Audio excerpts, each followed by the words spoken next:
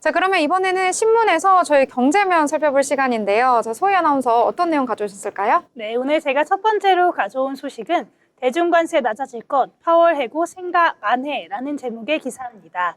이 트럼프 미국 대통령이 중국산 수입품에 대한 관세가 너무 높다며 일부 인하 가능성을 시사했습니다. 다만 완전한 철회는 없을 거라고 선을 그었는데요. 22일 트럼프 대통령은 중국과의 협상이 잘 진행 중이며 현재 145% 수준인 관세율은 상당히 낮아질 것이라고 밝혔습니다. 그러면서도 제로가 되진 않을 것이라면서 여전히 일정 수준의 관세는 유지하겠다는 입장까지 내놨습니다. 또 전날까지 비판했던 제롬 파월 연준 의장에 대해서 해고할 생각이 없다며 톤을 낮췄는데 다만 금리 인하에 대해서는 더 적극적으로 나서주길 바란다고 말해 통화정책에 대한 압박은 이어지고 있는 상황입니다. 이처럼 트럼프 대통령의 유화적인 발언은 24일 예정된 한미 2+2 통상협의에도 긍정적인 영향을 줄 것으로 보여집니다. 최상목 경제부총리와 안덕근 산업부 장관 등으로 구성된 범정부 대표단은 자동차 부분에 대한 관세 문제 해결을 위해 방미길에 올랐고요. 앞으로 협상 결과를 주목해 봐야겠습니다. 다음 소식 함께 보겠습니다. EU 갑질방지법 첫 제재, 애플 메타의 1조 과징금. 유럽연합이 이른바 빅테크 갑질방지법 위반 혐의로 미국의 애플과 메타에 총 1조 원 규모의 과징금을 부과했습니다. 디지털 시장법, 즉 DMA 이후 첫 제재 사례인데요. EU 집행위원회는 23일 애플이 앱스토어에서 외부 결제를 유도하지 못하게 막은 점, 또한 메타는 광고 수집 동의를 사실상 강제한 점을 각각 문제로 삼았고요. 이에 따라 애플엔 5억 유로, 메타에는 2억 유로의 과징금을 부과하기로 결정했습니다. 두 회사가 60일 내에 시정하지 않으면 추가로 이행 강제금도 부과될 수 있다고 경고하고 있는 상황입니다. 이번 조치는 트럼프 행정부와의 무역 협상이 진행 중인 가운데 나온 거여서 미국과 유럽연합 간의 긴장도가 더 높아질 수 있다는 분석도 함께 나오고 있는데요. 애플과 메타 모두 불복 의사를 밝혔고 유럽연합은 다음 타깃으로 구글의 광고 기술 사업도 조사 중인 것으로 알려졌습니다. 유럽연합과 미국 간의 빅테크 규제 갈등은 앞으로도 더 주목을 해봐야겠습니다. 다음 소식도 함께 보겠습니다. 가적통제 부메랑 산업용 전기료 3년간 70% 오르자 대기업 이탈.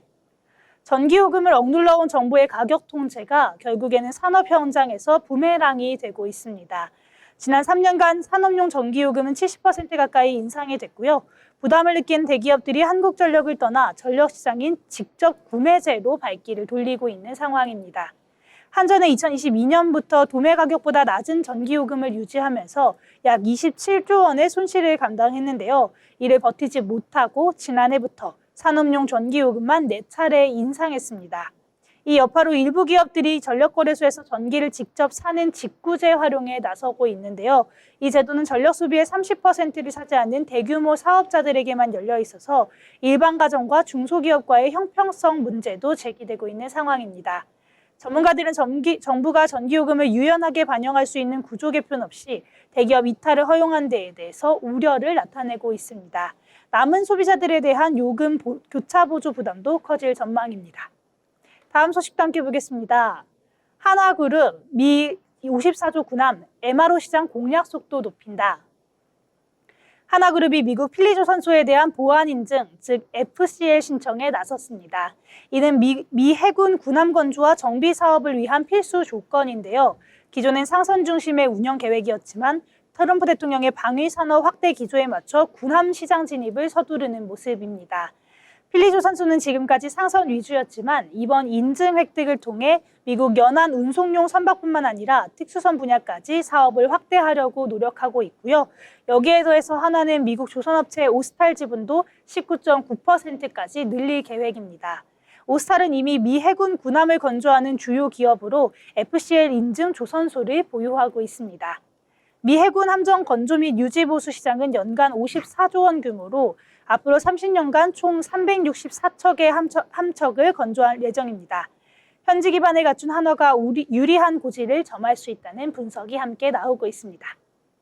마지막 소식 함께 보겠습니다. 삼성바이오 1분기 날았다. 공장 풀가동에도 모자랄 판. 삼성바이오로직스가 올해 1분기 창사 이래 최대 분기 실적을 기록했습니다. 매출은 전년 대비 37%, 영업이익은 120% 가까이 늘었는데요. 글로벌 수주가 급증하면서 인천 송도에 있는 공장 1에서 4동 모두가 불가동이 되고 있는 상황입니다. 지난 1월엔 유럽 제약사와 2조 원이 넘는 역대 최대 규모의 제약도 체결을 한 바가 있고요. 글로벌 대형 제약사 상위 20곳 중에 무려 17곳이 삼성바이오의 고객이라고 합니다.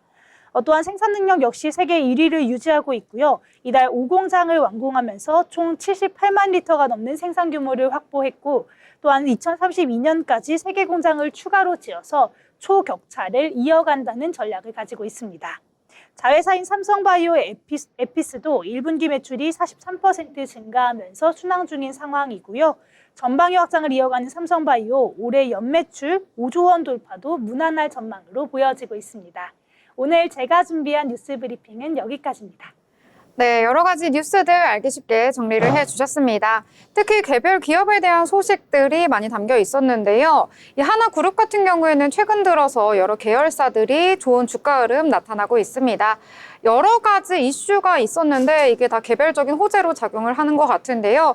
하나솔루션 같은 경우에는 오늘까지 8거래일 연속해서 상승 랠리 이어가고 있고요. 하나엔진은 1분기에만 1조 원 이상의 수주를 확보를 하면서 앞으로 모멘텀 충분하다라는 긍정적인 평가까지 나오고 있습니다. 하나그룹 최근 들어서 굉장히 분위기가 좋으니까요. 이 부분도 알아두시면 좋을 것 같습니다.